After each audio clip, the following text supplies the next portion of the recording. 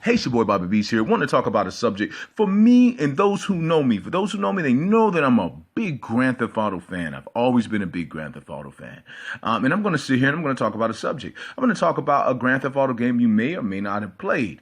And it's actually my personal favorite in the entire series. And this one is Grand Theft Auto: The Ballad of Gay Tony. Yes, sir. This game right here was a DLC to Grand Theft Auto 4. For those who don't know about Grand Theft Auto 4 that much, I'm going to give you a little bit of info about it. Basically, it's about Niko Bellic coming to America to live a life that his cousin Roman told him about, with fast cars, hot women, money, everything along those lines. By the time Niko gets there, it's not what he expected it to be, and we pretty much, have to go through that game. Now, that's something I'll talk about somewhere down the line, but this leads into Grand Theft Auto: The Ballad of Gay Tony. The reason why is because you're living that life in this game. Fast cars, hot women, lots of money, all of that stuff going on. Now, to tell you about the Ballad of Gay Tony, I'm going to introduce you to a character by the name of Luis Lopez. This is personally my favorite Grand Theft Auto protagonist. Luis comes from a background, I believe, he comes from a Dominican culture. He's black and Spanish. He is, he grew up, and he used to be friends. He got his best friends by the name of Roman and Armano. I'm probably saying his name wrong, their name wrong, but basically, they're like his best buddies, man. He loved them to death. That's his brothers. It's pretty much like the guys you grew up with. And the thing is, they're still in the hood. They're still doing it. But then at the same time, they're not too hood to the point they'll break off, chilling with you or hanging with you with your family. Basically, in the storyline, it's about Luis Lopez, and he is a bodyguard to Gay Tony, who is the owner of the hottest clubs in Liberty City, which is Masonette and Hercules. Now, Masonette is a straight club. Hercules is a gay club. But, don't get it twisted. Luis Lopez is, without a shadow of a doubt, probably the most masculine character in all of Grand Theft Auto. Gay Tony is more like a father figure to him. Gay Tony, took Luis under his wing, and it's like a father-son relationship, and it's very dope and unique the way they do it.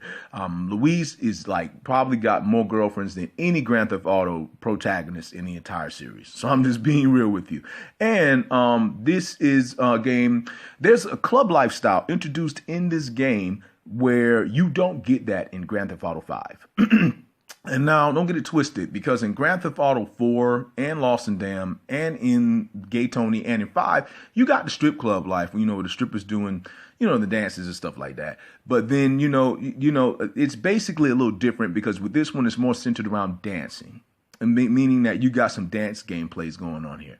You got some dance offs going on in this game. You got some get the whole club to move going on in this game. And personally, I haven't come across that in 5, and I played 5 a good bit and still do. But basically, when it comes down to it, Grand Theft Auto: The Ballad of Gay Tony, you're seeing a lot of action here. At the time, it was the best Grand Theft Auto, and for me, it still is the best Grand Theft Auto, because if you go from Grand Theft Auto 4 to The Ballad of Gay Tony, you're literally playing a big upgrade. I really wish this game would have been the main game in the series, because you got, like I said, you got the fast cars, you got sky, you can jump out the sky, you can skydive, you can parachute, you got a better protagonist, you got a better cast of characters, you got a better storyline going on.